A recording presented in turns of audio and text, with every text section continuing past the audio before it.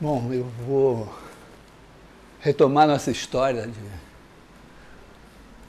cadeias e formas. Então, recordando, nossos objetos, então, são coisas assim, né? Você tem B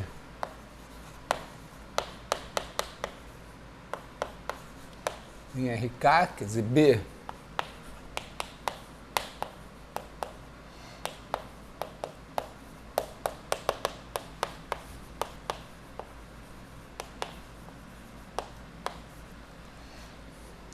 que é o nosso B, e a gente tem C em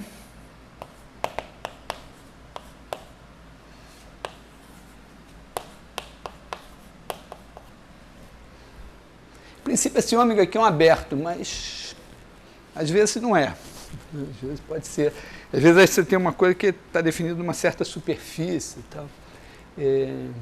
Bom, então é essencialmente uma coisa assim, né? Você tem aqui o B,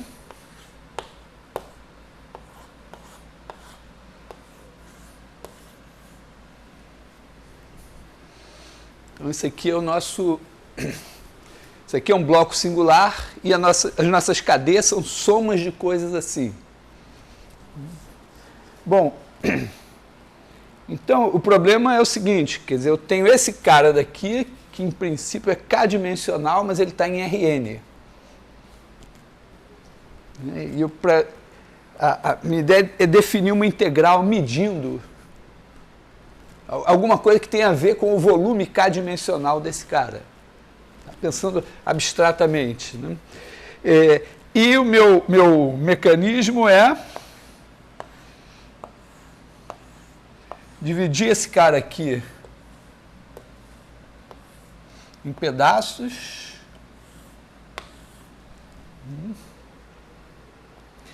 E aí, quando eu pego um pedaço aqui é um betazinho, um bloquinho beta. Então, ele tem aqui seus vetorezinhos que viram aqui, não sei se adianta esse giz colorido, mas viram aqui vetorezinhos que produzem aqui uma espécie de paralelepípedo de dimensão K em Rn. Então, o integrando aqui é uma forma K linear alternada, é algo que associa a cada K vetores um número que tem a ver com o volume k-dimensional. Então, a gente tem aqui uma ômega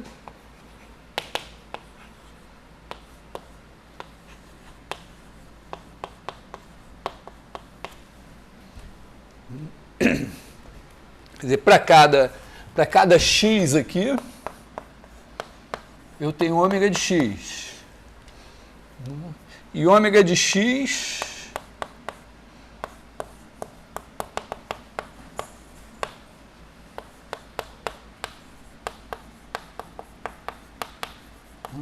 quer dizer, isso é K linear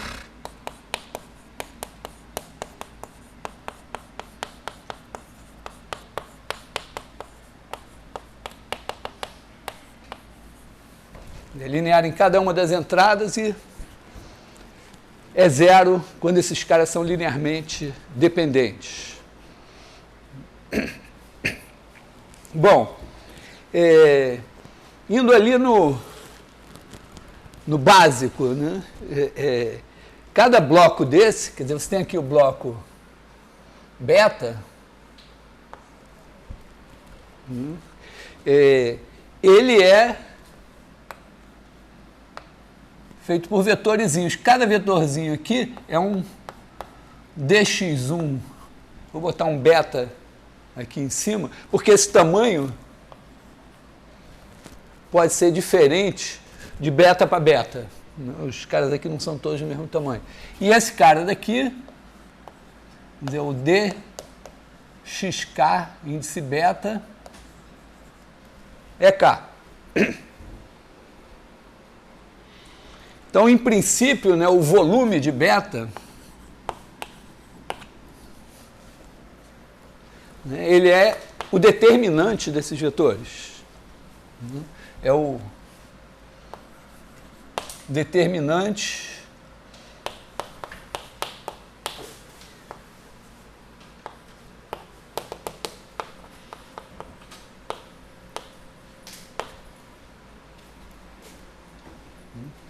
que acaba sendo, né, dx1 beta, dxk beta, determinante de E1 é K, e esse cara daqui é 1.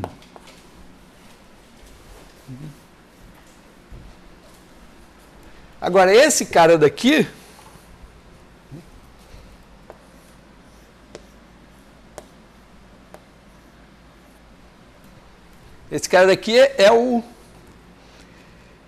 é a imagem desse bloco aqui pela derivada de C. Quer dizer, aqui eu tenho ponto T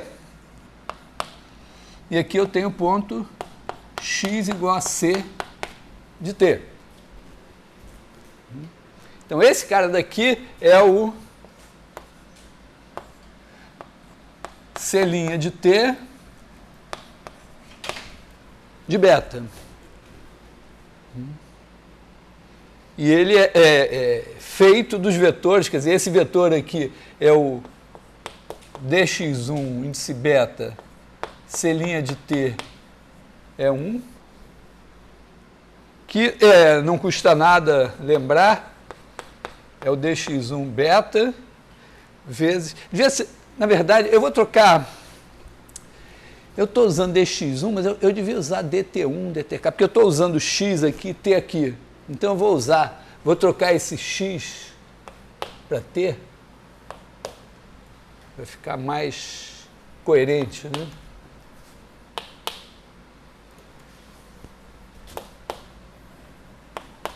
Então, aqui o dt1, esse beta. Observa que o C' de T em E1 nada mais é que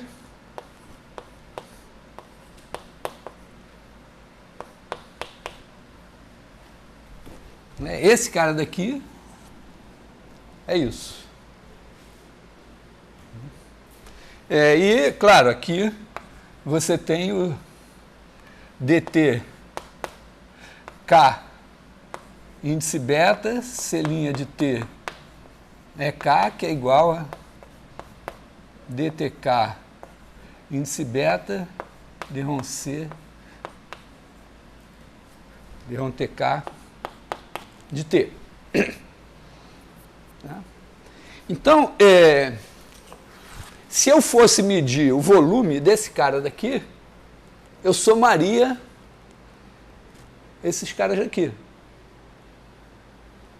Só que eu vou, em vez de olhar para esse cara daqui, eu vou olhar para quem? Pelo ômega de C de T aplicado nesses vetores. Vamos dizer assim, é uma espécie de novo volume. É o ômega de C de T. Em vez de ser o determinante, eu meço pelo ômega de C de T. Então, vai dar ômega de C de T aplicado em dt1 beta. Vou botar assim, derrom C. Não, vou botar C'. C' de T é 1. dtk beta, C' de T é K. Que, na verdade, é o dt1 beta, dtk beta, ômega de C de T, aplicado em C' de T é 1, C' de T é K.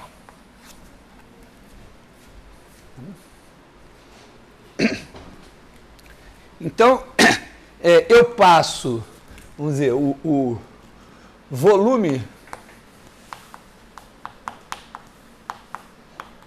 de B é o que? É o somatório em beta. Beta percorre todos os subblocos da partição desses caras aqui, de DT1 beta, DTK beta, determinante de E1 é K. Claro que C1 não precisava colocar, mas ele está aqui para explicitar que isso pode ser feito, né, a ideia de volume, eu posso pegar o determinante e usar ele para fazer o volume aqui. E eu estou passando daqui, né, para integral sobre C de ômega.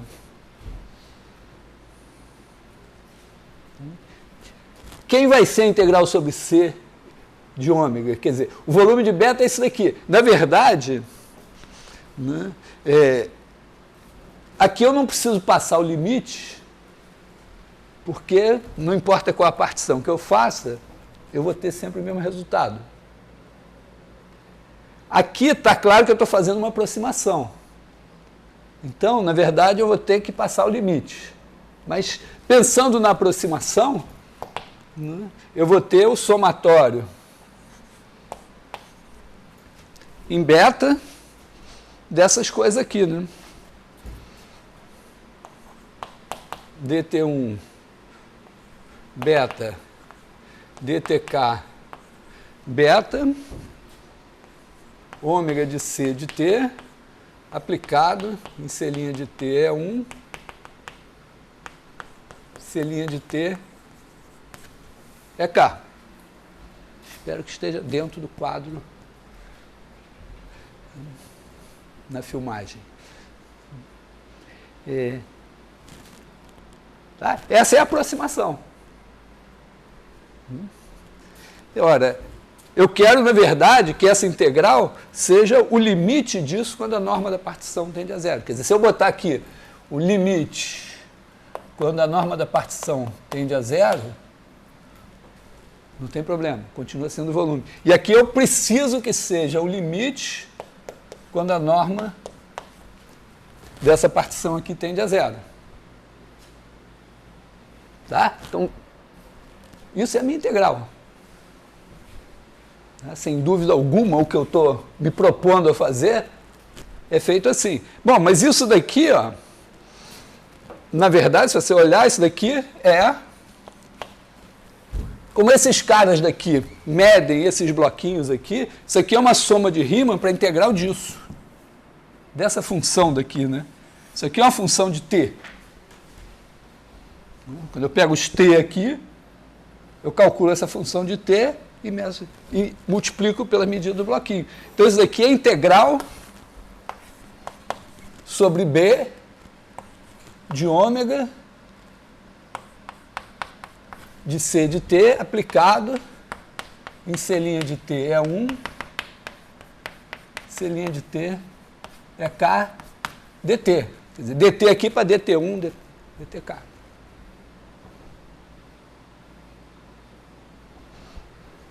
Então, essa é a minha definição.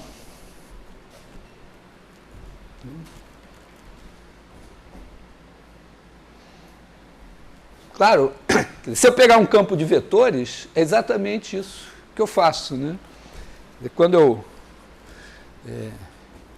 vou apagar aqui para fazer o exemplo básico.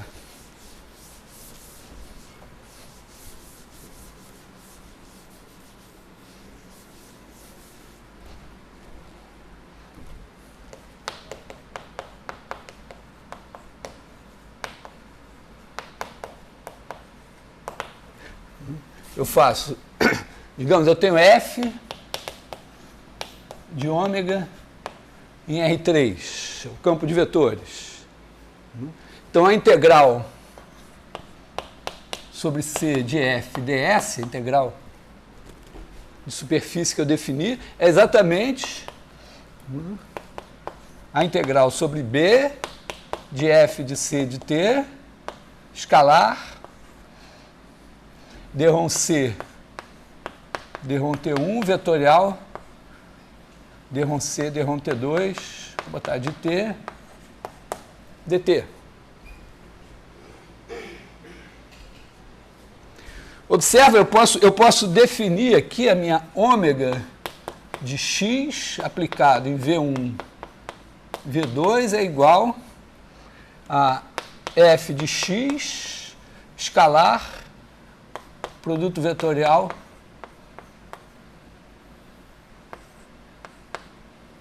de V1 por V2. Isso aqui é uma forma bilinear, para cada x é uma forma bilinear em V1 e V2, se eu trocar a ordem, troco o sinal. Isso, aliás, nada mais é, né, que o determinante de f de x, V1, V2. Outra maneira de olhar para essa forma bilinear alternada. E isso daqui é exatamente isto daqui. Claro? Isso tem que ser claro como água. Se não for claro como água, é a hora de pedir para eu explicar de novo. Aí eu vou explicar de novo, da mesma maneira, você não vai entender de novo. Não, eu tento explicar diferente. Eu tento esclarecer. E aí, Jorge, vai formular a pergunta? Não, não consegui, como você passou... Passei daqui para cá? Isso. Daqui para cá foi o seguinte, ó. Eu estou pensando assim, eu estava medindo o volume aqui. Volume aqui, eu somo os volumes desses caras. Mas não importa o tamanho da partição, é sempre o mesmo volume. Se eu botar um limite aqui, tudo bem, é apenas um acaso que aqui não muda. Aqui eu não estou aproximando. Mas quando eu passo para cá, eu quero, na verdade, primeira coisa, né, em vez de estar medindo área aqui, pensando assim, a área k-dimensional em Rn, eu estou medindo, eu introduzi um novo medidor. Né? Entende? Por exemplo, quando você introduz uma densidade de massa e integra, o que você está fazendo? Em cada pedacinho você está dizendo, eu não estou mais medindo volume, eu estou medindo uma coisa que tem a ver com volume, mas que muda em cada ponto. Então, o que eu tenho que fazer? Eu tenho que pegar um volumezinho, escolher um ponto ali, dizer, bom, aqui a densidade de massa, eu vou tomar como representante esse valor, vou multiplicar pelo volume, depois vou somar tudo e passar o limite. Então, aqui o meu medidor não é dado por uma densidade, porque eu não tenho uma integral volumétrica aqui. Em princípio, o que eu estou fazendo é, vamos dizer, o análogo disso seria ter que definir em cada plano tangente aqui um determinante para medir a área e depois multiplicar por um número. Mas dois problemas. Primeiro, isso seria meio desagradável. E segundo, não é assim que acontece em geral no mundo real. Quer dizer, na física, quando você tem um campo de vetores, ele não está definido só aqui. Ele está definido no espaço todo. E ele age sobre os objetos que se apresentam a ele. Você tem o campo elétrico, você pode fazer a integral de linha do campo elétrico ou o fluxo do campo elétrico. Mas se a superfície estiver assim, ele vai dar uma coisa. Se ela estiver assim, ele vai dar outra coisa. Ele não está restrito à superfície, ele está no espaço. Então, aqui a ideia é pensar que você tem um espaço ambiente, que é o ômega, e no ômega está definida essa forma ômega pequeno, que em cada ponto ela diz como é que eu meço as coisas de dimensão k naquele ponto. E essa medida é assim, né? Pensa em R3, se o cara estiver assim, né? Pensa no caso do campo de vetores, ele está aqui. Se o cara estiver assim, esse negócio vai multiplicar escalarmente de uma certa maneira. Se ele estiver tangenciando o campo, vai dar zero. Então, muda também conforme a orientação do objeto. Então, esse cara está aqui. Então, eu quero agora dizer, bom, como é que eu meço esse cara dado esse medidor? Então, o que eu faço? Faço essa partição, ela me dá uma partição aqui, só que os lados são tortos. Eu não sei medir coisas tortas. Então, eu pego os vetores tangentes. Aproximo pelo tangente e meço os tangentes. Então, os tangentes são esses caras aqui, ó. Apaguei eles. Mas, tá? Aqui você tem o dt E1, aqui você tem o dt vezes a imagem do E1 pela derivada. E cada um deles assim. Então, cada bloquinho desse que era medido assim, ele me dá um tangente aqui que é medido assim. E aí eu somo tudo. Quer dizer, para cada t que eu escolho aqui, tem um cara aqui, eu aproximo esse pedacinho, aproximo o outro, somo tudo, eu tenho uma aproximação do que eu queria. E aí, passando ao limite, quando a norma da partição tem a zero, eu devo ter a minha medida. Claro, desde que esse limite exista. Só que olhando para cá, eu digo, bom, mas no final das contas, esse cara daqui é o volume aqui. Então, eu posso olhar para isso como uma função de t, e isso daqui é uma soma de Riemann para essa integral aqui.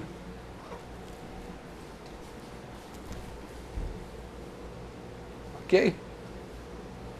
Então,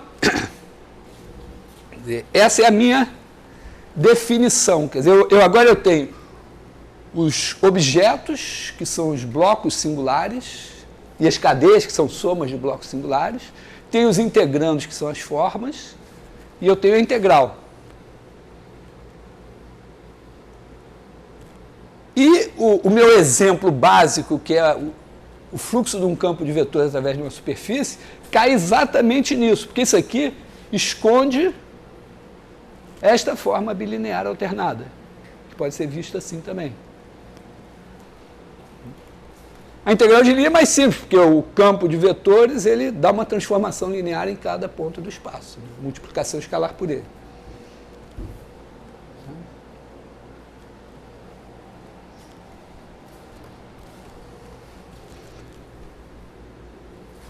Ok? Estão situados? Você deve sofrer um pouco agora. Nós estamos conhecendo o FRJ, estou falando, ontem um garoto do ensino médio perguntou, mas eu consigo chegar na universidade com o que eu sei do ensino médio e aprender? Não, a gente supõe que você sabe as coisas do ensino médio. A única diferença é que no ensino médio o professor passa um exercício no começo da aula, você fica 50 minutos, você já entendeu logo, já sabe aquela coisa, né? Entendeu? Fica lá 50 minutos e no fim da aula vai lá e resolve o exercício. E na universidade, se você olhar para o lado e voltar, você já não entende mais, porque o negócio está num outro ritmo. Claro que o cara que está assistindo... meus vídeos eu assisto a velocidade 1,5 ou 2, pelo menos, porque é muito devagar. Bom, então... fica estabelecido aqui, né, que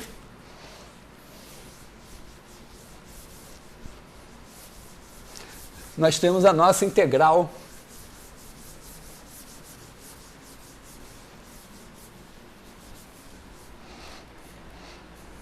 que é isso daqui, né, integral de ômega sobre C é igual a integral sobre B de ômega de C de T, C ponto de T é 1, C', né? C' de T é 1, C' de T é K, tá aqui, dt. Tem uma coisa super interessante e que não é óbvia quando você trabalha com campos de vetores, é o seguinte, ó. Imagina que você tem aqui um ômega 1, um ômega 2, tem uma função aqui, φ, o F, não sei, deixa φ. E aí você tem aqui o seu bloco B e tem a sua C 1 aqui. Claro que você pode pegar a φ e trazer essa superfície para cá. Né? φC1. Vou botar C, não ficar carregando notação. Né? Aqui é a φC. É a composta. Então, se você tiver uma ômega, vamos dizer, isso aqui pode ser de Rn em Rm. Não precisa ser a mesma dimensão. Então, se você tem uma ômega, uma forma ômega de ômega 2 em AK de Rm, né? Esse B aqui está contido em RK, então isso aqui é uma coisa de dimensão K, veio para cá, você tem uma ômega aqui, você pode fazer a integral. Você pode fazer a integral sobre φC de ômega. Você tinha um objeto aqui, tinha a forma lá, você trouxe para cá, quer dizer, levou para lá para integrar. Bom, isso, acho que eu vou escrever mais para cá. A integral sobre φC da forma ômega vai ser igual, bom, vai ser a integral sobre B de ômega de φ de C de T, e agora a regra da cadeia, né? Das derivadas, né? Então aqui você vai ter φ' de C de T, C' de T é 1, φ' de C de T, C' de T é K, vou botar aqui dt1, já que tem espaço no quadro, vou botar assim.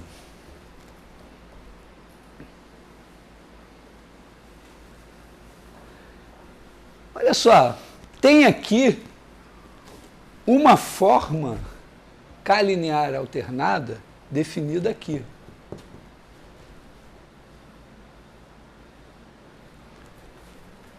Vou escrever assim, ó, isso aqui é igual a integral sobre C, C agora está aqui, né, veio daqui para cá, de uma coisa que eu vou chamar de φ' ômega e ponto. Porque olha só, olha quem é a φ'. φ' ômega. Pega um X aqui. Você bota, pega um X aqui. Pega aqui V1, VK. Como é que eu meço esses caras aqui? Eu pego, trago o φ de X aqui. Não, o X eu trago para o φ de X. E cada um desses vetores eu trago para φ' de X V1, φ' de X VK. Quer dizer, levo, multiplico pela matriz jacobiana, para quem não está ligando o nome à pessoa. Transformação linear dada pela derivada. Agora eu posso medir aqui. Então eu meço esses caras aqui trazendo para cá. Isso me trouxe o meu medidor para cá. Isso aqui está definindo assim, ó, φ' ômega de X em V1 VK é igual a ômega de φ de X medindo φ' de X V1 φ' de X VK.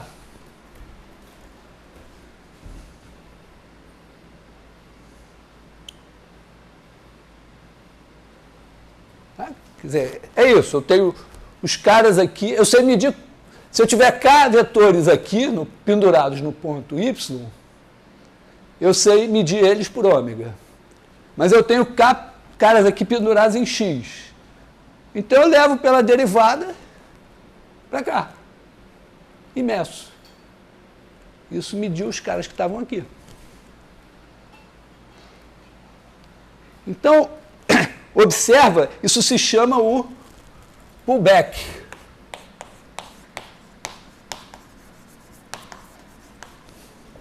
Ficou assim em inglês mesmo. Quer dizer, quando você tem essa φ, ela pode levar o objeto daqui para cá, para ser integrado aqui, mas isso é a mesma coisa que trazer a forma para cá. E essa integral que acontece aqui, vira essa integral aqui. Esta. Isso é absolutamente fantástico. Não deixa de ser a regra da cadeia, né? Ou a mudança de variáveis nas integrais. E vai nos permitir fazer o seguinte, olha só. No fundo, essa integral aqui, de ômega aqui, o que eu fiz foi o quê? Eu trouxe a ômega para cá. Porque isso aqui está me medindo os vetores E1, EK. Em vez de eles serem medidos pelo determinante, eles são medidos por C estrela ômega. Quer dizer, isso aqui, na verdade, é igual a integral sobre B de C estrela ômega.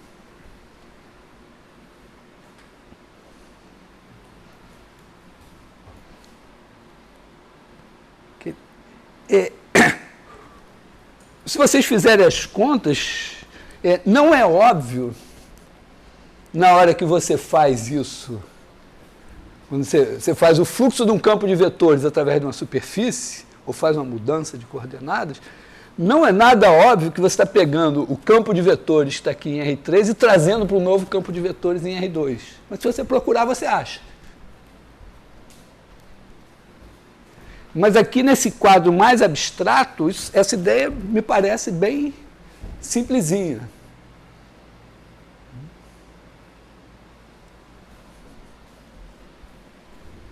Deu para entender a ideia? Quer dizer, você tem o objeto aqui e o integrando aqui. Mas você tem uma maneira de trazer o objeto para cá para integrar aqui. Mas isso, ao mesmo tempo, é uma maneira de trazer o integrando para cá e integrar aqui.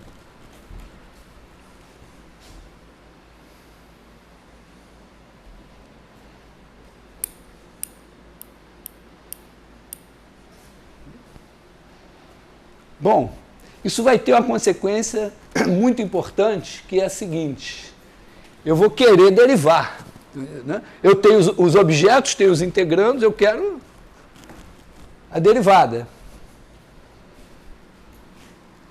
Eu consigo derivar aqui de uma maneira relativamente simples.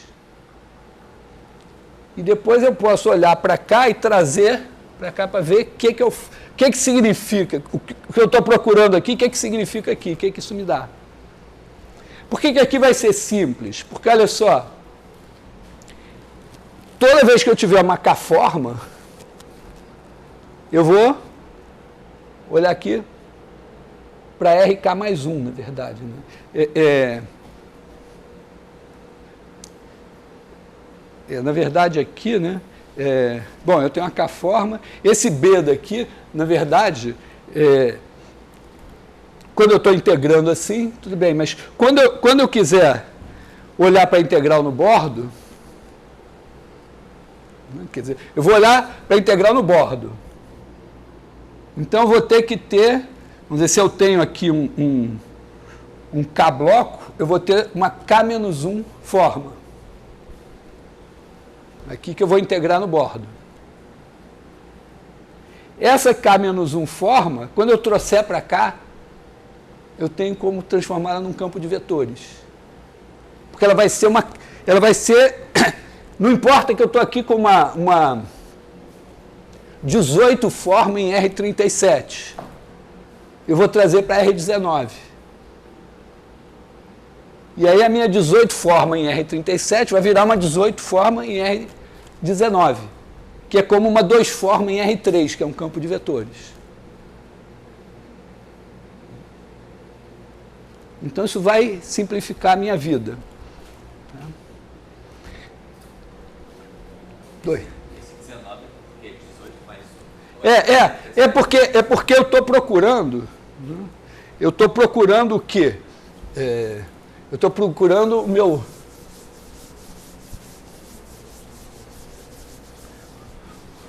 meu teorema, que vai ser uma coisa assim, né? Eu tenho aqui o meu bloco B, tenho aqui o meu ômega, tenho aqui C, e o meu teorema, vamos dizer, eu não tenho um teorema ainda, mas eu sei o que ele diz. Ele diz que a integral sobre o bordo de C de ômega é igual à integral sobre C de d ômega. Quer dizer, a minha C vai estar aqui, esse aqui é o bordo de C. Então eu vou integrar uma ômega aqui, e ela tem que ser igual à integral de d ômega aqui.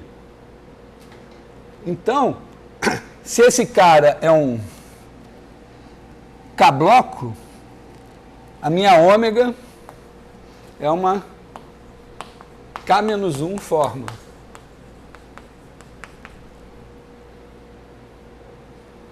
Então eu posso olhar para isso daqui, eu não explicitei, mas é claro que quando eu faço uma cadeia, eu disse como é que eu integro sobre um bloco singular. Quando eu tiver uma cadeia, que é uma soma de blocos singulares, a integral da cadeia é a soma das integrais. Então eu sei definir isso aqui. E, pelo que eu acabei de ver,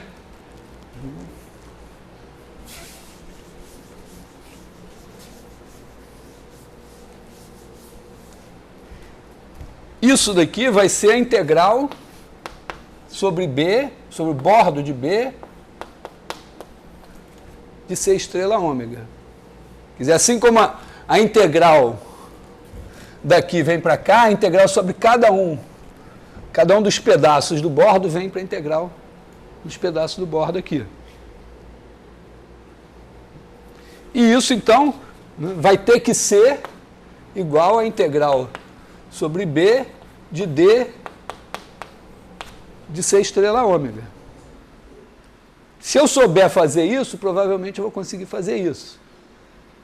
Só que aqui, né, esse cara é uma K-1 forma em RK. É um caso muito particular. Na verdade, é fácil ver, vou discutir isso rapidamente, que quando você está em RK, as formas são dadas por campo de vetor. Você multiplica escalarmente todo vetor. Toda forma linear, forma linear, é o produto escalar por um vetor. Aliás, o vetor é o vetor dado, vamos dizer, se você escrever a matriz dessa transformação linear, ela é assim, deitadinho, o vetor já está aqui. Você está multiplicando escalarmente esse vetor por esse daqui. Quando você tem uma K-1 forma em RK, ela também é dada por um vetor, que é exatamente a ideia de fazer o determinante, né? Quer dizer, se você tem ômega de V1 VK-1, ela é igual ao determinante de um certo F V1 VK-1. Então,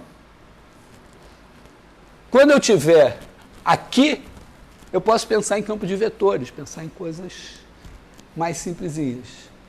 Nem precisa, mas posso pensar em coordenadas.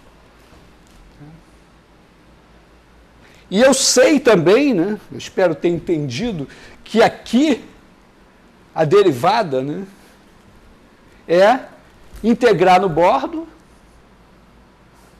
e dividir pelo volume. Aqui eu tenho volume. Não é porque repara que aqui Na hora que eu integrar no bordo, eu não sei por quem que eu divido, pelo volume do cara, como é que eu vou fazer isso? Mas aqui eu tenho volume, eu divido pelo volume. Então, eu integro no bordo, divido pelo volume e passo ao limite.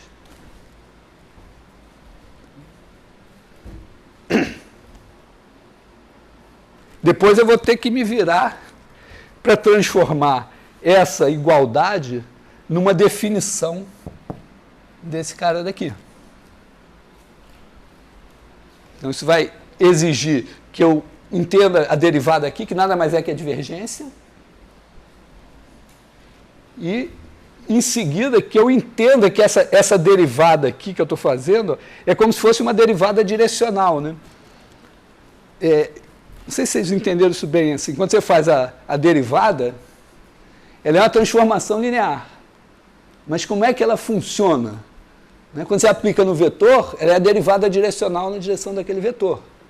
Então, na verdade, você faz todas as derivadas direcionais, juntando tudo.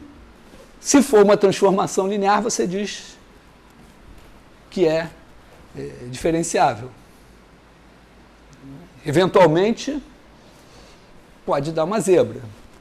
Você pode fazer uma função descontínua, ou contínua no ponto, mas que, vamos dizer que, numa certa direção, ela deixe de encaixar na transformação linear, e aí você pode ter derivada direcional em todas as direções, mas não ser linear.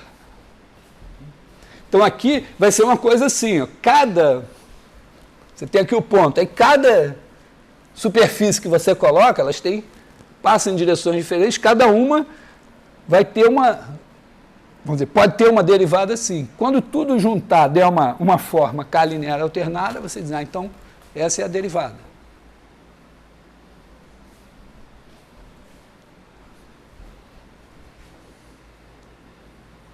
Ok? É só assim, para orientação, porque eu agora vou me concentrar nisso aqui e definir a derivada aqui e provar nossos 2 teoremas. Ok? Posso ir? Quantos passos? Vocês brincaram disso? Não. Tinha uma brincadeira. Bom, então vamos...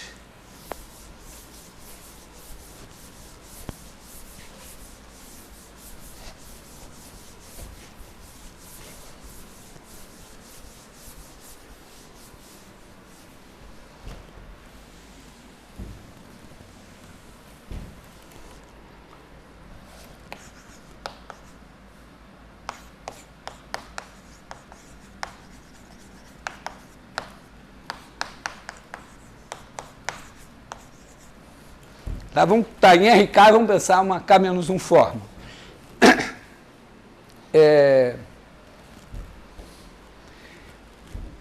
Assim, usando o que a gente já viu, né, o que a gente viu? Quer dizer, se ômega é uma M forma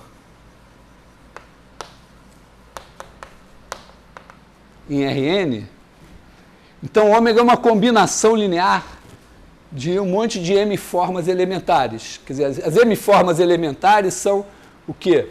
Assim, né?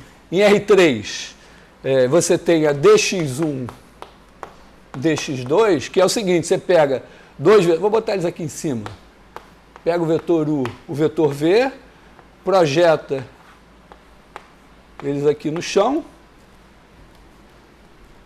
e calcula o determinante.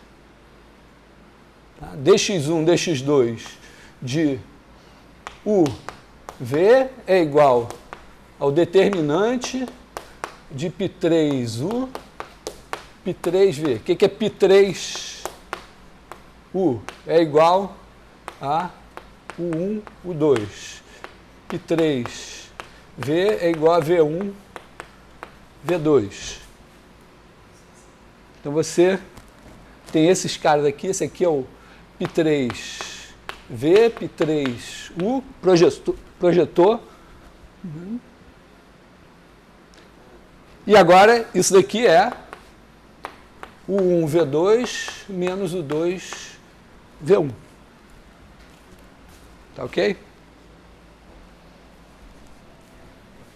Em geral, né, em Rn, você pega I é igual a I1 IM, onde, em princípio, vamos supor assim, não precisa, é só assim, I1 menor que M, esse daqui é menor ou igual que a N, esse aqui é maior ou igual que 1. Então, você pegou M caras aqui, né? E aí, dx e 1, dx e N, e essa definição aqui não precisa que eles sejam menores, é simplesmente, vamos dizer, isso aqui calculado em, vou ter que botar assim, o M, que são M vetores em Rn, isso daqui é, vamos dizer, o determinante de πi U1, πi o M, onde πi significa projetar esse cara no Rm usando essas coordenadas. Quer dizer, você tem aqui vamos dizer, você tem o vetor U1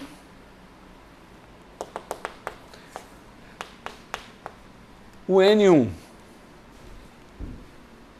Tá? Ele está assim na vertical. Né? O 1, você leva em U I1, U e M1. Você escolhe, é isso, né? Está aqui. O 1, o N1. Aí aqui,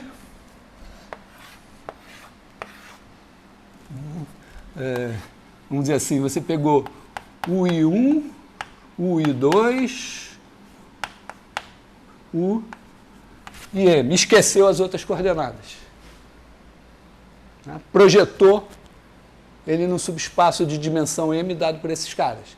Então você tem M vetores em Rn, eles não são medíveis em princípio, mas se você olhar para as projeções em subespaços de dimensão M, elas têm seus determinantes. E toda M forma em Rn uma combinação linear desses caras.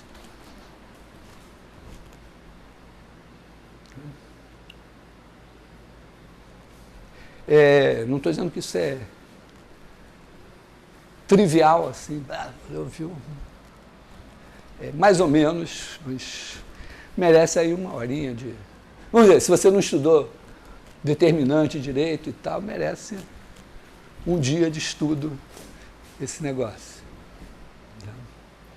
No final de um dos meus livros de CVGA tem um capítulo de determinante. Oi? São. Ali não teria que ter um U e 1, aí 1. Ah, sim, tem aqui e 1, tudo 1 aqui. Tá? Então, isso é a projeção. Então, é isso, você projeta e mede. E resulta... Não, é fácil de você entender, porque que talvez dê um pouco mais de trabalho para provar formalmente, mas que toda M forma em Rn é uma combinação linear dessas formas aqui. Em RK, se você tiver uma K-1 forma em RK, cada uma dessas formas aí é obtida excluindo uma coordenada.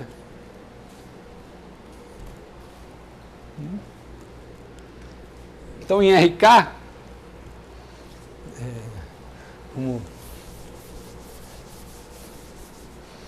então, suponha assim que ômega, uma K-1 forma em RK. Então, eu posso dizer o seguinte, que ômega é igual a A1 dx2 dxk mais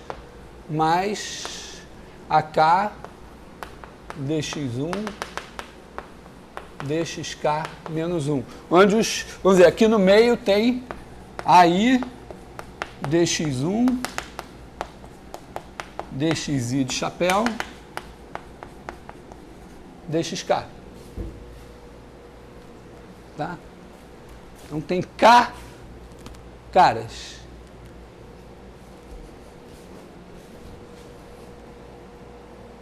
O que isso faz com o vetor? Bom, se você tiver os vetores U1, 1, UK1, U1,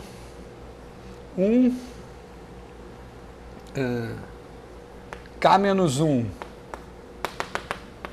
UK, K-1, então aqui os seus K-1 vetores, essa forma faz o quê? Ela faz o seguinte, ó, ela pega o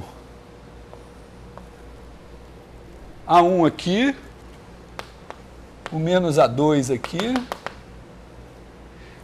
o menos 1 elevado a K mais 1 a K aqui e faz o determinante.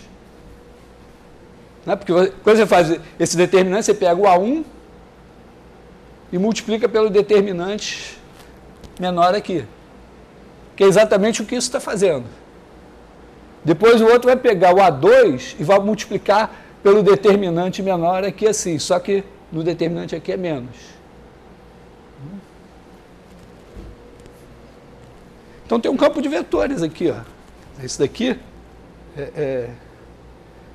se você colocar essa forma geral aqui, tem um campo de vetores, isso aqui é igual ao determinante de F, o 1,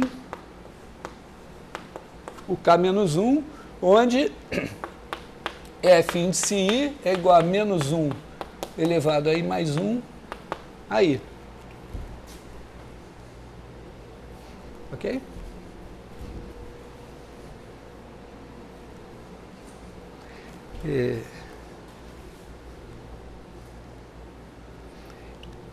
Dá para fazer, vamos dizer, eu poderia não usar o resultado mais geral que eu usei para deduzir aqui, daria para fazer diretamente, mas vou deixar assim mesmo.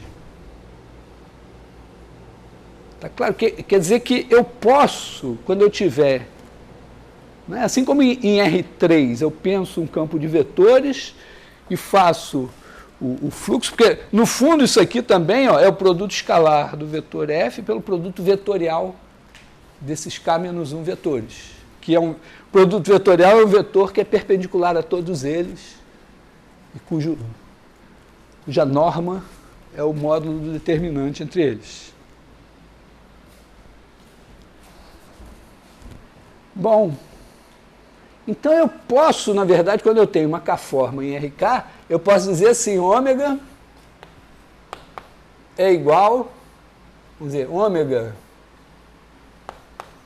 em V1 VK é igual ao determinante de F V1 VK. Se eu precisar, eu sei passar daqui para cá. Porque, olha só, se eu calcular ômega de E1, aliás, de E2 é K,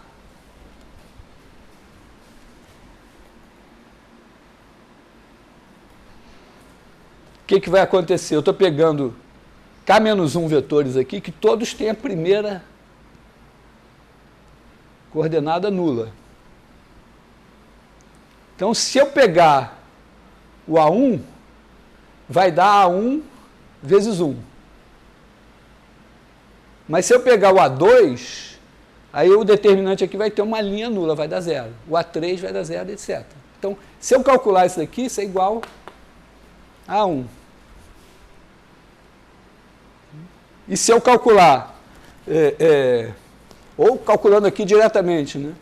Se eu pegar ômega de E1, EI de chapéu, K, esses caras todos, porque quando eu pegar o determinante desses caras aqui Se eu pegar um determinante numa projeção que inclua a iésima coordenada, vai dar zero. Por quê? Porque o E1 tem a iésima coordenada zero, o E2 também. O único que não tinha iésima coordenada zero eu excluí. Então o determinante vai dar zero. Então todos vão dar zero, exceto o que corresponde ao AI. Então isso aqui vai ser AI.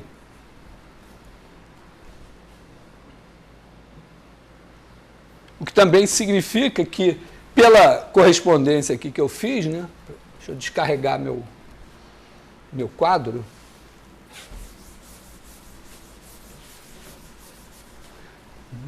Significa que nessa correspondência aqui, o F índice I é menos 1 elevado a I mais 1, ômega de E1 é I é K. Então, eu tenho essa relação estabelecida. Eu só estou frisando isso pelo seguinte, eu vou trabalhar com campos de vetores. Quando eu tiver uma forma lá, eu vou fazer o pullback da minha forma, trazer para cá. E aí eu tenho uma forma aqui, eu quero saber qual é o campo de vetores que corresponde a ela, eu vou ter essa fórmula que vai me permitir trabalhar. Então, tenho isso aqui. Não sei se eu vou usar isso hoje, mas alguma hora eu vou precisar disso.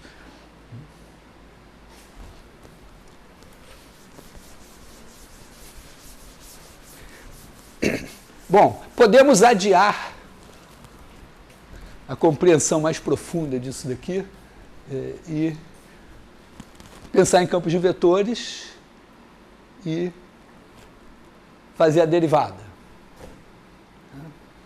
Então, vou trocar isso aqui.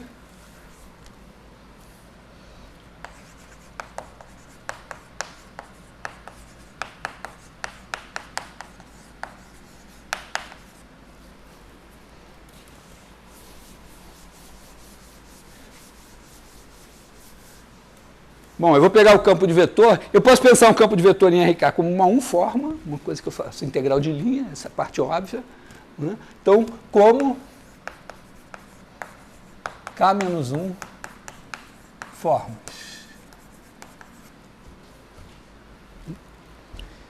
Bom, então, minha situação é a seguinte, eu vou pegar um bloco,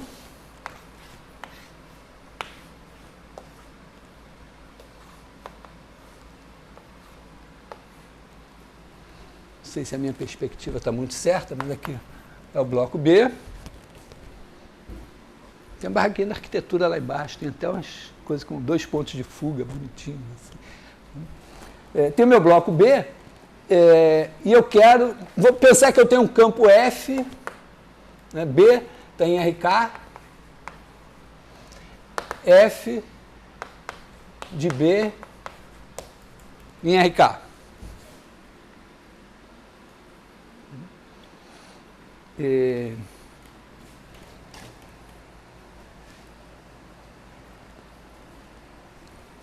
eu quero, vamos dizer, qual é a minha forma? A forma ômega F, a minha ômega F é definida assim, ômega F de x em V1, VK menos 1 é o determinante de F de x, V1, VK menos 1. Exatamente como eu faço, né, com o campo de vetores em R3. E eu tenho o meu plano, meu projeto aqui é provar alguma coisa do seguinte tipo, a integral sobre o bordo de B de F, né, entendido que isso daqui é integral sobre o bordo de B de ômega F, quer dizer, eu integro em cada face, né, e isso tem que ser igual a integral sobre B de uma derivada dessa ômega F, que eu espero que seja alguma coisa assim, que eu vou chamar da divergência de f. Deve ser o teorema da divergência. Porque quando eu faço IR3 é isso, eu estou fazendo a integral do campo F no bordo do bloco e ela tem que me dar a integral dentro do bloco da divergência do campo. E aqui está suficientemente parecido para eu poder esperar uma coisa assim. Bom, mas, o que eu vou fazer? Eu vou definir a divergência. O que eu espero que seja o meu teorema, né? Esse f aqui tem que ser minimamente integrável sobre coisas, né?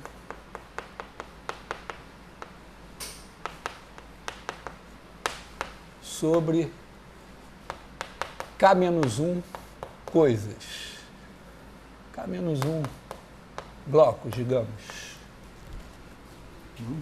Então, posso lá integrar de maneira que faça sentido, né? Então, eu vou fazer o quê? Eu vou fazer a integral sobre o bordo de beta de f, dividir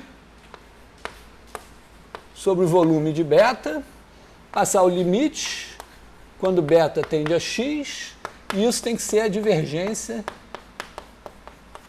de f em x.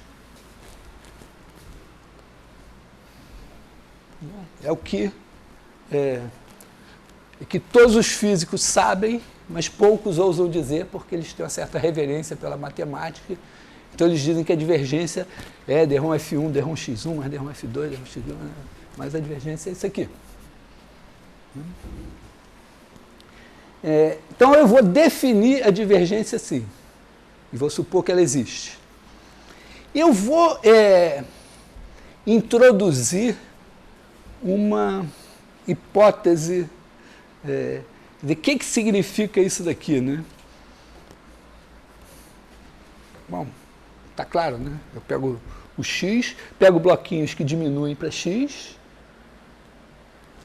olho para esse negócio aqui, tem que convergir para cá. Então, só tem um detalhe técnico que eu vou introduzir, é o seguinte: os bloquinhos não podem encolher para x de qualquer maneira. Eles têm que encolher para x de maneira que a razão entre o maior lado e o menor lado, a maior aresta e a menor aresta, permaneça limitada. Isso é importante, não por causa do teorema primeiro teorema, porque eu estou definindo a divergência assim. Mas eu quero que quando o meu campo F for diferenciável, a divergência dê aquela fórmula da divergência. Entendeu? Eu estou invertendo, quer dizer, tipicamente você diz, a divergência é d-ROM F1, d-ROM x1, mais d-ROM F2, d-ROM x2, mais d-ROM f3, d-ROM x3, e, ocasionalmente, depois que você faz o teorema da divergência, você diz, mas é isso aqui, a interpretação física da divergência. Aqui não, essa vai ser a definição. Mas eu quero que dessa definição resulte que quando, por acaso, o meu campo F for diferenciável, eu tenha exatamente aquela fórmula. Se eu não fizer essa hipótese que eu vou fazer, a fórmula valerá para o caso do campo ser C1. Mas eu quero que valha só para o caso diferenciável, sem perder nada, assim. Então, isso aqui vai significar o seguinte, né? Quer dizer, eu tenho que mostrar que essa diferença aqui tem que ficar menor que epsilon. Quer dizer, no fim, eu tenho que dizer o seguinte, né? 1 sobre a medida de beta, integral sobre o bordo de beta de f, menos divergência de f em x, menor que epsilon. Desde que o beta fique suficientemente próximo de x. Tá? Então, tenho que dizer que para todo epsilon maior que zero, pode sentar aqui, para todo epsilon maior que zero, e eu vou introduzir para todo k maior que zero, existe delta maior que zero, tal que se x pertence a beta, o diâmetro de beta menor que delta. Então, está aqui, né, o meu x, aí eu pego um betazinho, tá o x mais para cá assim, um betazinho, né, então tem aqui tamanho delta para garantir que esse cara é menor que delta. Mas além disso, eu exijo que Lzão sobre Lzinho menor que K. Onde Lzão é Lzão de beta sobre Lzinho de beta menor que K. Significa que se o meu beta é assim, esse é o Lzão de beta, é o maior, e esse daqui é o Lzinho de beta, é o menor. Claro, eu estou em RK, então tem o maior, o menor e tem um monte de caras no meio. A importância dessa hipótese é o seguinte: eu preciso que a área do bordo vezes o diâmetro do bloco não fique muito maior que o volume. Entendeu? Quando você tem um bloquinho pequenininho assim, o diâmetro vezes a área fica assim. E é muito maior que o volume, que é essencialmente, vamos dizer, tem um fator no volume que é a menor aresta. Isso vai ser importante para demonstrar, não o teorema aqui, mas para demonstrar que se a F é diferenciável, então a divergência é dada daquela maneira. Tá? Mas é apenas uma hipótese técnica no momento. Então, isso aqui, existe delta tal que isso daqui implica nisso. Então, isso é a definição da divergência. E eu quero mostrar esse teorema aqui. Isso aqui é imediato, olha, porque como ômega F é uma K menos 1 forma, eu quero que a derivada dela seja uma K forma. Mas uma K forma em RK é um número vezes determinante. Então, que número é esse? Vai ser a divergência. Entenderam isso? Quer dizer, quando eu tenho uma K forma em RK, eu estou medindo coisas K-dimensionais em RK. Então, eu preciso de uma forma K linear alternada em RK e eu sei que todas são números vezes o determinante. Então, dar esse cara aqui, essa K forma em B, é dar um número em cada ponto. Esse número vai ser a divergência. Então, se eu esquecer isso aqui do meio, né, posso esquecer isso aqui no meio e fazer assim. Na verdade, não posso, porque a definição disso é essa daqui. Bom, demonstração é o teorema do valor médio. Demonstração. Então, isso aqui é o meu teorema. A. O teorema A diz que, com essas definições, né, essa integral aqui corresponde à integral dessa K forma, e com essa definição da divergência, essa integral aqui é igual a essa, desde que esse F aqui seja contínuo e essa coisa seja integrável. Então, acho que melhor eu escrever, né? Ver assim. Teorema A.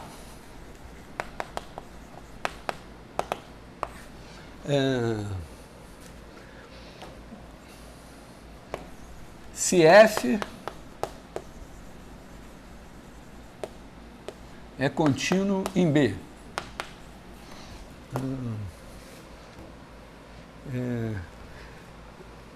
tem divergência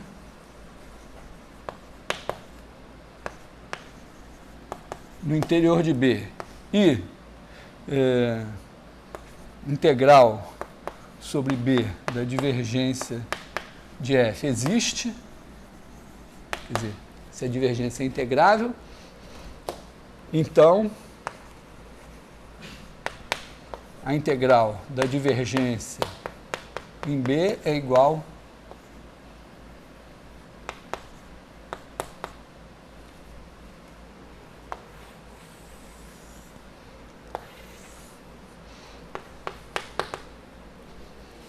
eu vou chamar de teorema A porque ele vai ficar bonitinho, lindo e tal, mas pergunta, como é que eu calculo essa porcaria dessa divergência? Vou ter que fazer isso aqui. Então, o teorema B vai dizer que quando a F for diferenciável em X, a divergência dela é dada lá pela soma, pelo traço da matriz jacobiana. Bom, demonstração. Demonstração. Vou fazer um desenho bidimensional, né? Demonstração. Está aqui o B, faz a partição de B.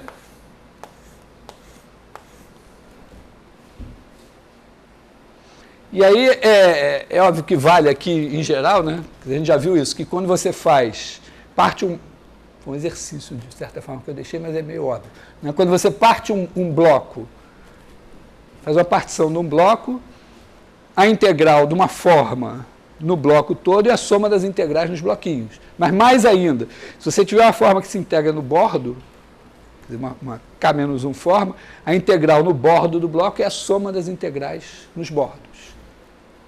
É coisa que é muito manjado isso, mas eu fiquei fascinado de saber que foi o Ampère que fez isso lá, no contexto da eletricidade e magnetismo, conforme relatou o Maxwell. Bom, então pega isso aqui, pega essa partição P, partição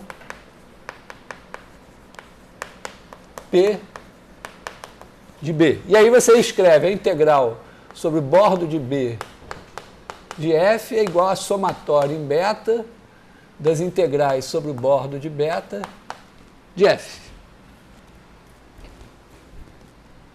Primeiro passo. Segundo passo, isso é igual a somatório em beta de 1 sobre a medida de beta, integral sobre o bordo de beta de F, vezes a medida de beta.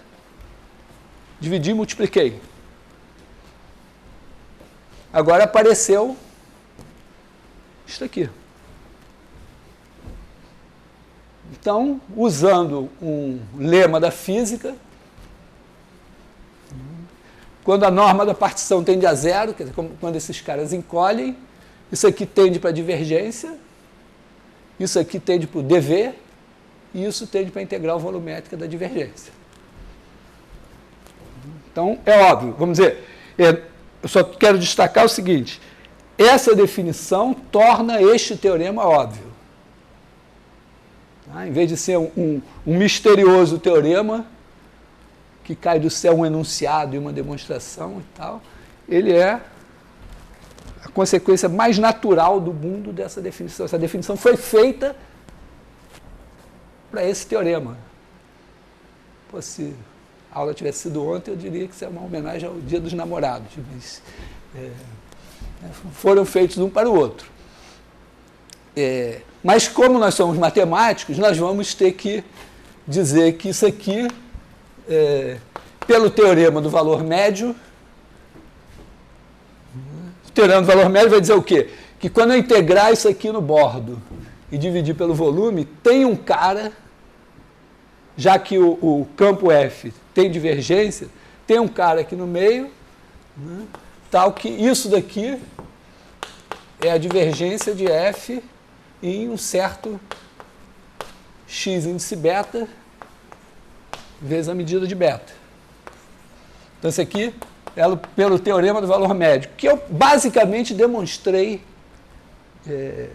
no caso R2, mas que é a mesma demonstração.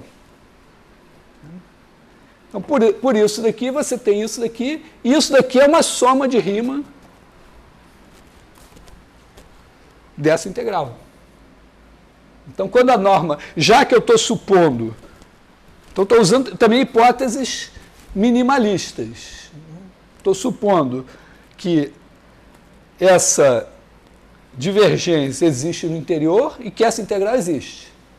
Então, se ela existe, isso é uma soma de rima para essa integral, e isso aqui, quando a norma de P tende a zero, tende para a integral sobre B da divergência de F.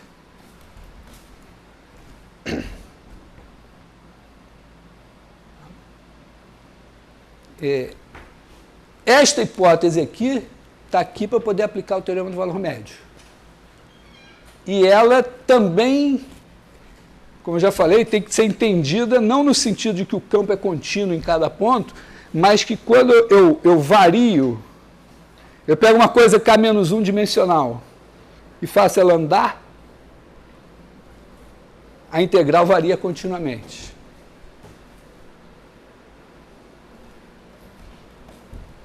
Ok?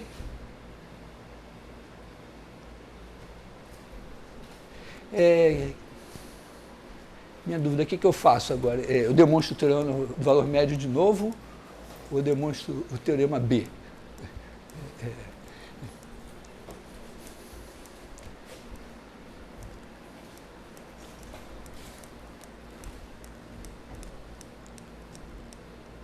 Acho que eu vou demonstrar o teorema B, já que ninguém disse nada.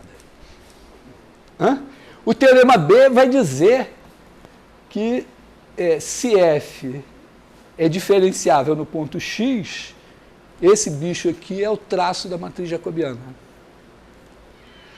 Porque eu preciso dele na hora de fazer as contas, né? Quer dizer, eu preciso... Não é que eu preciso na hora de fazer as contas, mas é confortável para mim trabalhar com funções que são diferenciáveis. E essa hipótese aqui está justamente para eu não precisar exigir que F seja C1. Entendeu? Essa hipótese extra aqui, que se revela importante, vamos dizer, para demonstrar o teorema de Cauchy-Goursat.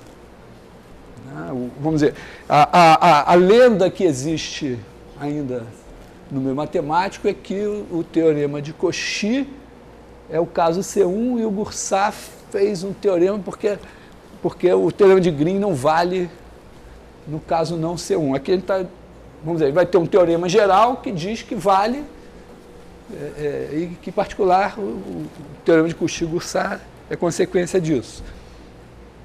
Mas aqui é só observação, é mais assim, é separar a definição da derivada exterior da definição da diferencial. Quer dizer, você tem a aproximação linear, que envolve derivadas parciais, que é uma coisa. E você tem isso aqui, que é outra coisa. As duas estão ligadas, mas você pode ter isso sem que o campo seja diferenciável. No ponto, inclusive você pode criar, é um resultado simples o seguinte, que campos centrais são sempre conservativos. Quer dizer, todo campo central é fácil você definir um potencial para ele. Então ele é sempre gradiente de alguém.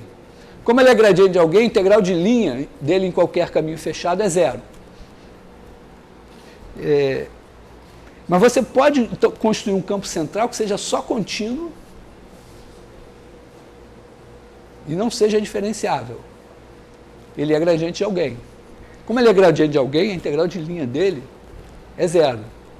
Então, se você for calcular essa derivada dele, você vai fazer uma integral de linha que vai dar zero e ponto. A derivada dele vai ser zero, mesmo ele não sendo diferenciável.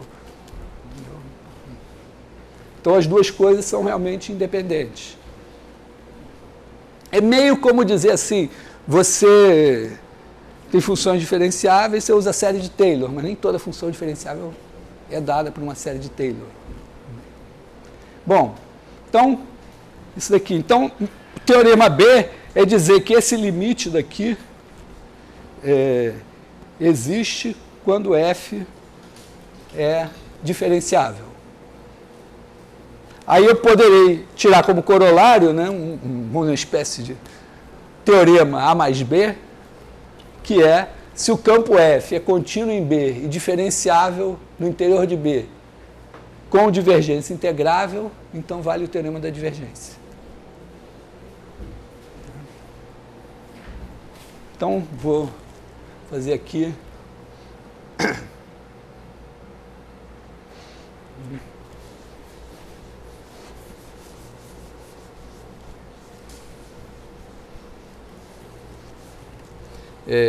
Teorema B.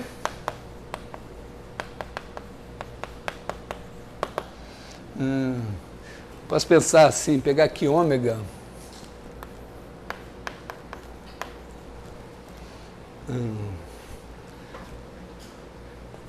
Se F é diferenciável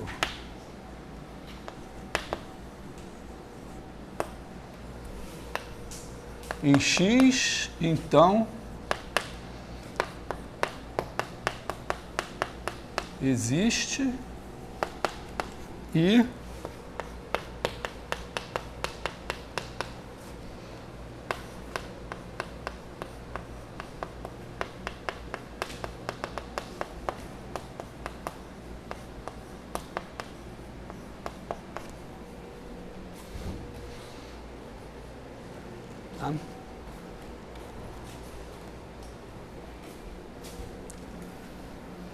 então aqui eu já estou, hein?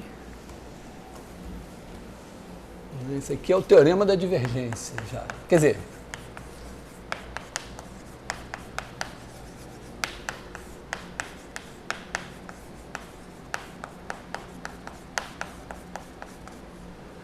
o que eu acabei de apagar é o teorema da divergência. E esse daqui também é o teorema da divergência, vamos dizer assim. É o teorema da divergência prático. A demonstração é a seguinte, ó. Você vai pegar o bloquinho beta, está aqui o ponto x. E aí você vai fazer a integral aqui do campo F. Só que você pode escrever, vou pegar o ponto x0 aqui, né? Pegar um ponto x0. Pega um ponto x qualquer aqui. F de x é igual a f de x0 mais f' de x0, x menos x0, mais epsilon de x, x menos x0. Com esse cara daqui tendendo a zero quando x tende a x0.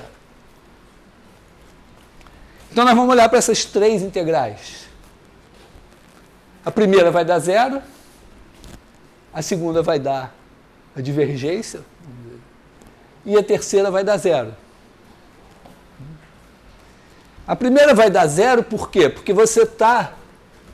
o que acontece com o bordo? Você integra aqui e integra aqui.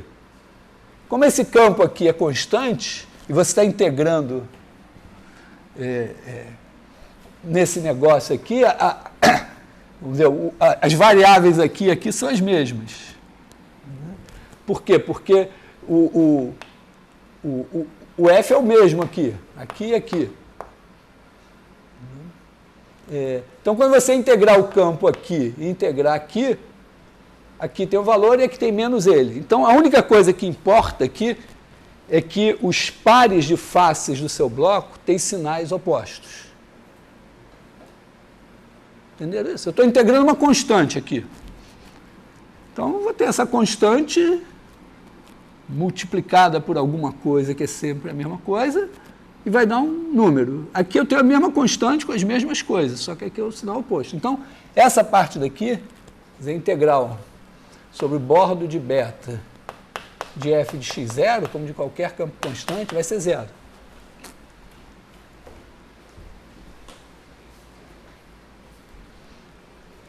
essa daqui vai acontecer o seguinte, né? Vamos olhar assim um pouquinho mais assim. Está aqui o x0. Aí você tem aqui o ponto x e tem aqui o ponto x barra, sei lá, coisa assim. Primeiro que aqui, né, vamos dizer que aqui está na face I. Então, aqui você vai fazer o determinante do campo F, né, com os caras, fazer assim, F1, FI, FK. Aí os vetores aqui são E1, EK. Então, o E1 vai 1, mas não tem o EI. Todo mundo tem 0 aqui. Se você pegar um cara qualquer aqui para fazer o determinante, vai ter um 0 aqui. O único cara que conta é esse. Então, você vai pegar aqui o FI de x, e aqui você vai pegar o FI do x barra. Nessas duas integrais, além do fato de que uma é para um lado e a outra é para o outro, a diferença é que nos pontos gêmeos, num você calcula o FI desse, no outro você calcula o FI desse daqui. Só que quando você está aqui assim, ó, quando você está aqui assim,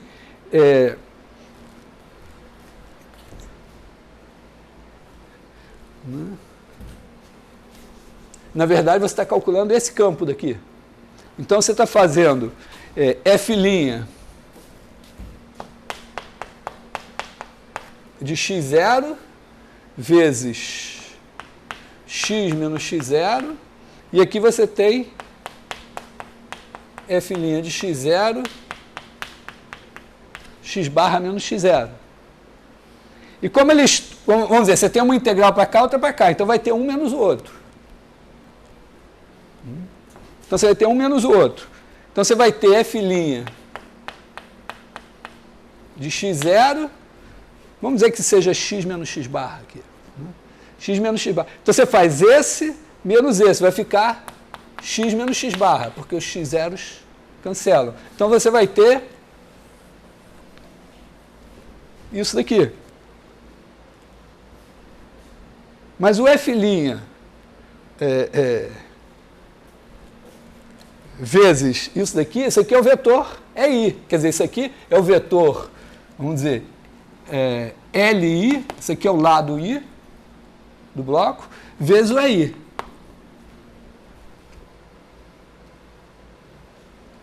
Quando você pega a derivada em x0 e multiplica por EI, você tem a derivada, né, você tem a derivada. Bom, e aqui né, você só tem o FI.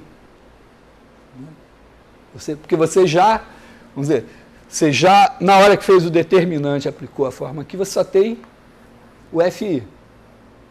Aí você está pegando a derivada do FI, que é você está pegando assim, o derrom F1, derrom x1, derrom FI, derrom xi, derrom F1 não, FI, derrom FI, derrom xk, e está multiplicando, bom, tem o LI aqui fora, e aqui você tem o EI. Então você tem 0, 0, 1, 0, esse aqui está na iésima. Então você tem esse cara daqui.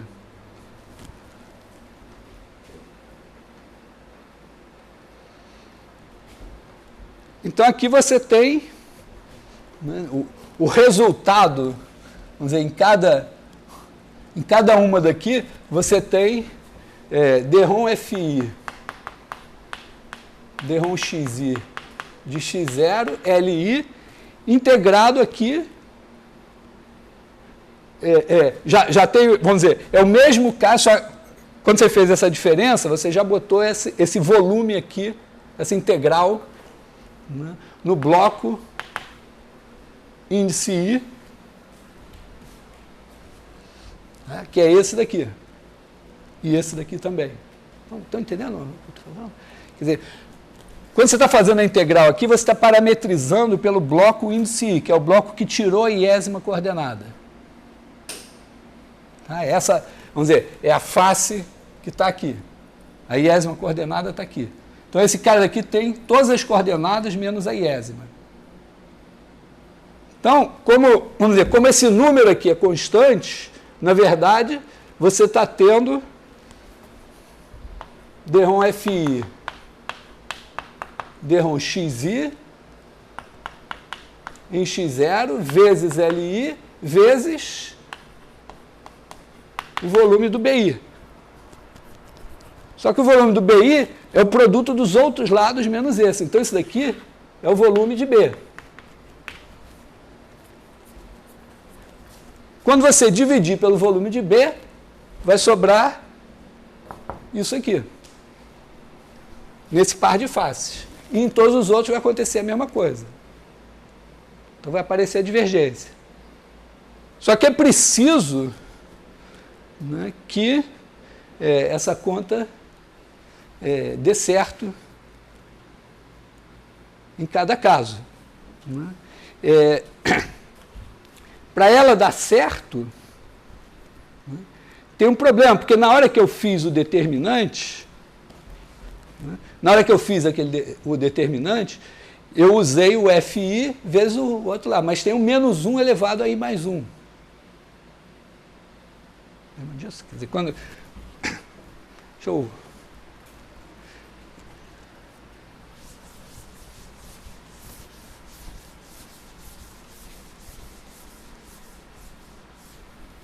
fazer aqui. Olha, quando eu estou integrando...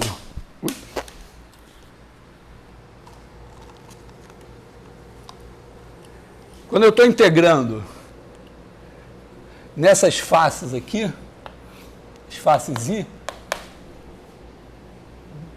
essa face aqui é I, vamos dizer, 1, essa aqui é face I, 0. Quando eu estou integrando aqui, eu estou fazendo o quê? Eu estou fazendo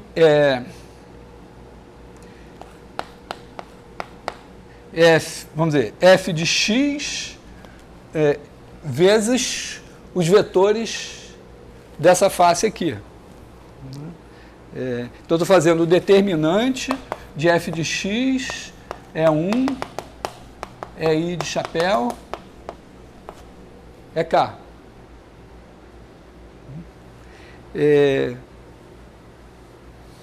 Então, eu estou pegando assim, F1, FI, FK, aí eu boto 1, tudo 0 aqui, etc. Então, eu digo, dá esse cara daqui vezes esse determinante, mas na verdade é menos 1 elevado a I mais 1 vezes esse cara daqui. Então, na verdade, né, eu tenho menos 1 elevado a I mais 1 vezes isso daqui. E isso eu corrijo pela orientação. Quer dizer, porque aqui eu estou sempre pensando que a face I1 é positiva e a face 0 é negativa.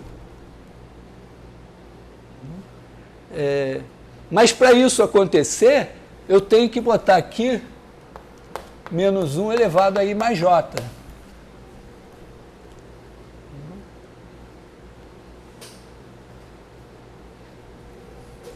Porque aqui eu tenho 2I, J mais 1.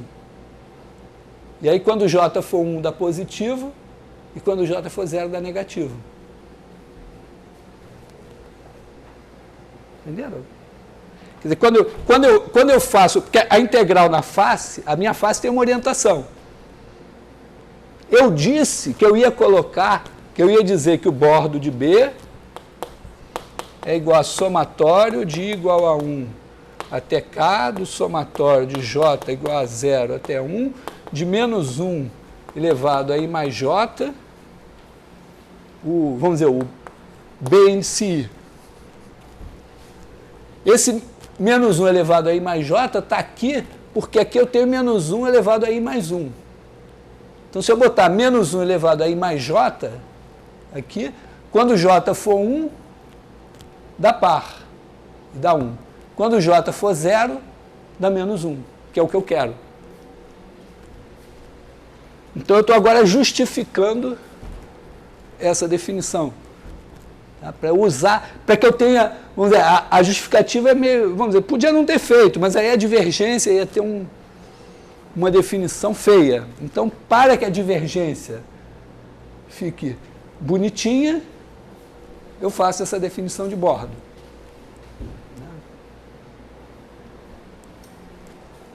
Porque a rigor, para encaixar o negócio do Ampère, não tinha problema, né? Porque esse bloco daqui, se esse fosse, em vez de, vamos dizer, esse positivo, esse negativo, quando eu botar outro, eu tenho um negativo aqui, cancela. Se eu disser, não, esse que é positivo, esse que é negativo, tudo bem, esse negativo aqui vai ter um positivo aqui, cancela também.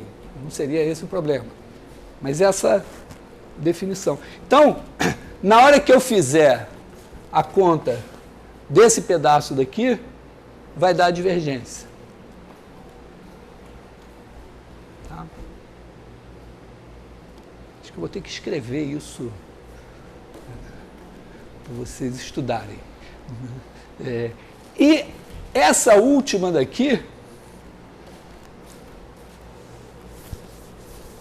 então eu decompus meu campo em 3 pedaços. Esse primeiro, quando eu integro no bordo, dá 0. O segundo, quando eu integro no bordo e divido pelo volume, dá a divergência. Não preciso nem passar o limite, porque já deu a divergência. Esse daqui eu vou ter que passar o limite. Então aí eu vou ter que fazer o quê? Eu vou fazer 1 sobre a medida de beta, integral sobre o bordo de beta, de epsilon de x, x menos x0. Isso daqui é o seguinte, ó.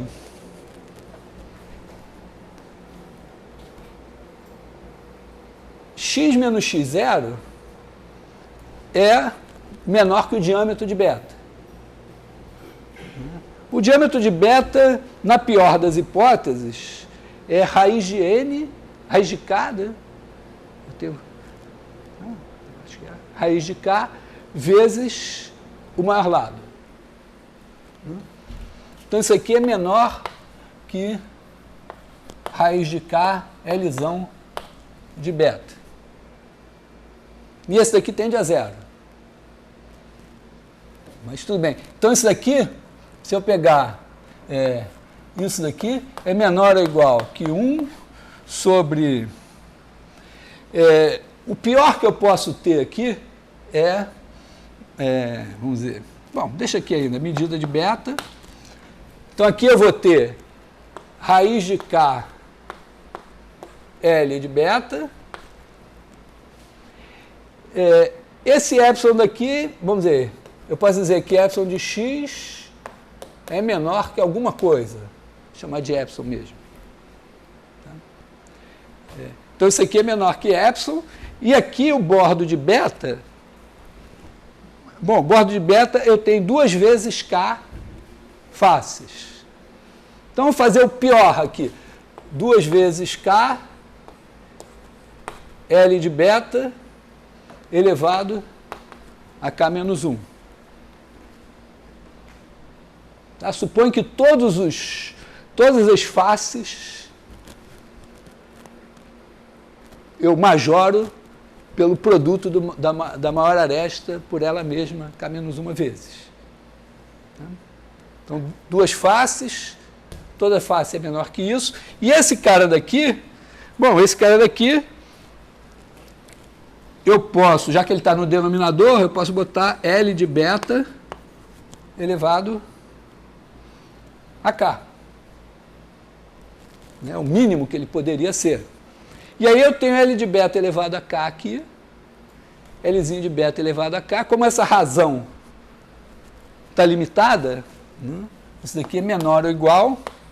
Lembra que os meus beta estão tendendo a 0, mas essa razão está menor que um certo k. Então, isso aqui é menor ou igual que kzão elevado a k raiz de K, 2K, vezes o meu epsilon, que é pequeno. Então, se eu tomar como isso tudo aqui está constante, se o meu epsilon for suficientemente pequeno, isso é pequeno. Então, isso tende a zero. Quer dizer, quando o meu beta tender para x com aquela definição, isso tende a zero. Então, moral da história, quando eu fizer essa integral no bordo e dividir pelo volume, eu vou ter a divergência, se a f é diferenciável.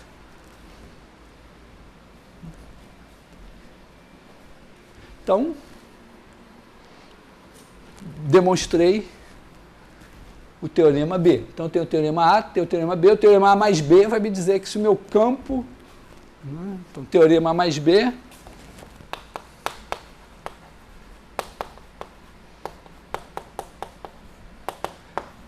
Se F é contínuo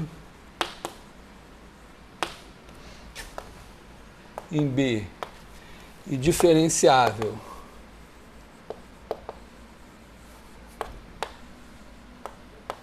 em B com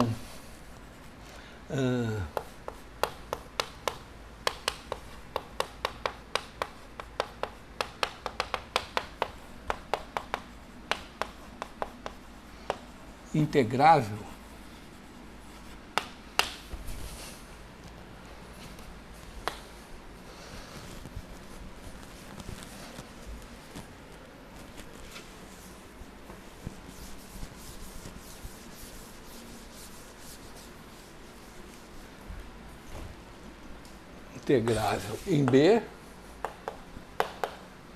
então, integral sobre o bordo de B de F é igual a integral sobre B da divergência de F.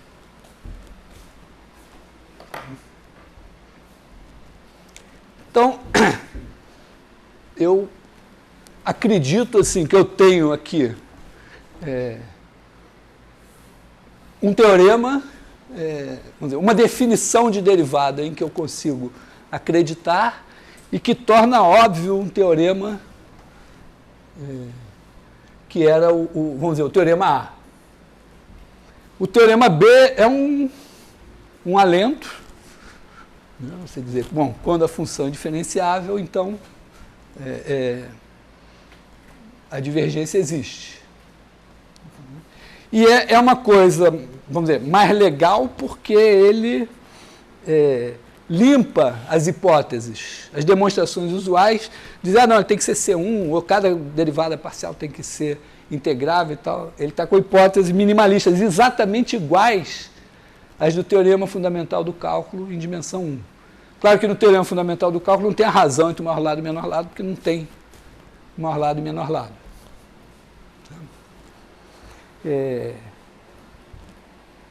Bom, a gente precisa trabalhar um pouquinho, vamos dizer, agora a gente precisa transformar isso numa definição de derivada exterior para formas, e num teorema para formas em Rn. Esse é o nosso próximo passo, então.